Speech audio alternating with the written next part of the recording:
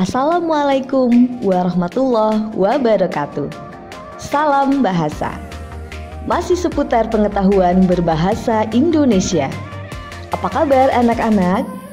Semoga kalian selalu dalam keadaan sehat. Kesehatan merupakan salah satu aset penting yang harus dijaga untuk menopang aktivitas kita sehari-hari. Pada video pembelajaran kali ini, kita akan mengupas materi terkait teks cerita pendek. Dengan tujuan, kalian dapat mengidentifikasi unsur pembangun teks cerita pendek. Barangkali di antara kalian, ada yang suka menuangkan perasaan atau imajinasi melalui tulisan. Bagi beberapa orang, menulis juga dapat dijadikan sebagai ajang kreativitas.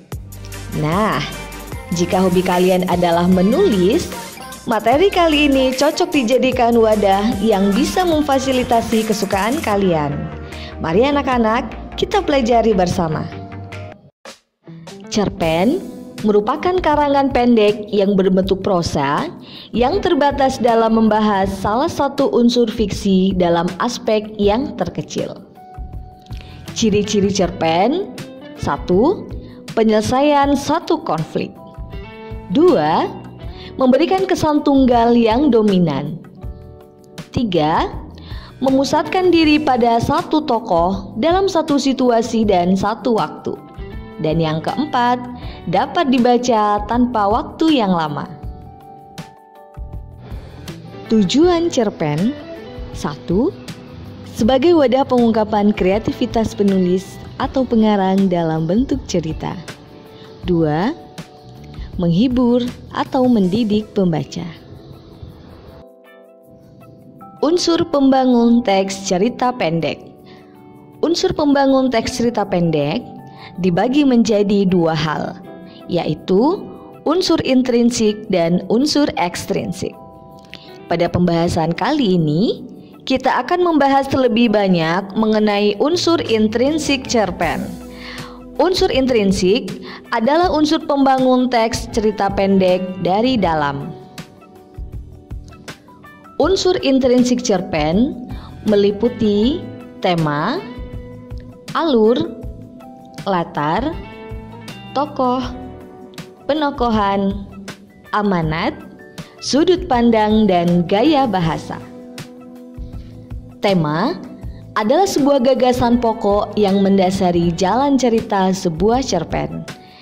Tema biasanya dapat langsung terlihat jelas di dalam cerita maupun tidak langsung.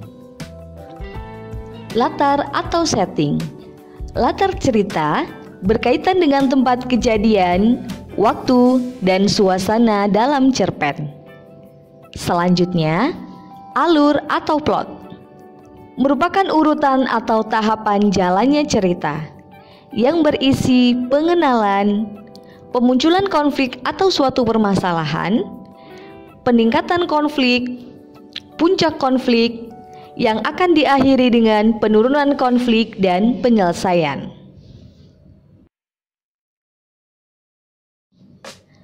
Yang keempat, tokoh. Tokoh merupakan pelaku yang terlibat dalam cerita.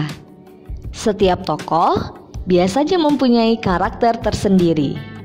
Di dalam sebuah cerita, terdapat tokoh utama atau sering disebut tokoh protagonis, tokoh antagonis, yaitu tokoh yang berlawanan dengan tokoh utama, dan tokoh pendukung. Yang kelima, penokohan. Penokohan nama lain dari watak atau karakter yang dimiliki oleh masing-masing tokoh. Yang keenam, amanat.